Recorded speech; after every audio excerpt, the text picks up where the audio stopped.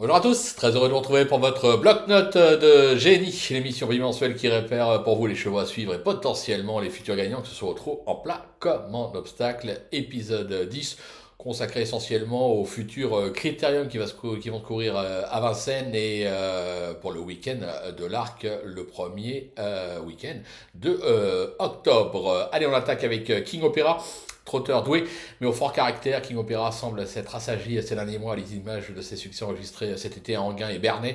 Ce samedi, se protéger de Mijon retrouvait l'élite dans le prix Jockey, une course test. Longtemps pointé à l'arrière-garde, ce fils de Ready Cash est passé à l'attaque pour sortir du dernier tournant, refaisant un terrain considérable sur King Going et Crack Time Atout, tout au long de la ligne droite pour échouer d'assez peu pour un meilleur classement. Il aura de légitimes ambitions dans le critérium des 5 ans le 13 septembre prochain. On passe maintenant à Love Later, très performante en début de carrière. Love Later a quelque peu marqué le pas par la suite. Ce samedi, elle s'attaquait à forte partie dans ses préparatoires au critérium des 4 ans. Vite calé au chaud en troisième ligne côté corde, cette élève de Julien Dubois n'a pas eu les coulées franches à mine droite, alors qu'elle finissait très vite avant de devoir se contenter d'une prometteuse troisième place sur la montante. Cette fille de Royal Dream n'a peut-être pas encore tout montré. On passe à Dapango, capable du meilleur comme du pire. Dapango, qui ont essentiellement enregistré ses meilleures performances dans les réclamés, s'attaquait à forte partie dans ce gros handicap ce lundi, tout de suite placé au sein du peloton.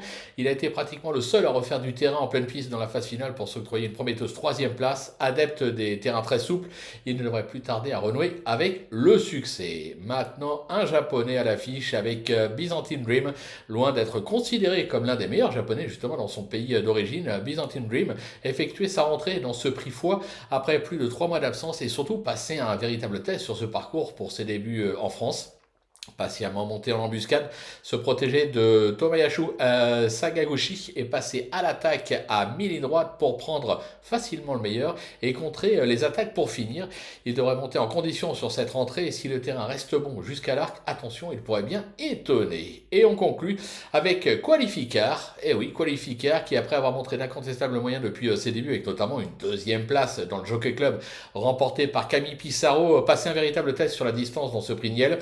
Longtemps pointé dans le sillage de Tennessee Stud, se protéger dans des fabres, s'est retrouvé emmuré vivant à mi-ligne droite avant de trouver le passage et accélérer fort pour venir arracher le succès. Ce fils de Lope de Vega semble en avoir encore sous le sabot comme on dit et pourrait bien créer la surprise le premier dimanche d'octobre. Maintenant, c'est à vous de jouer.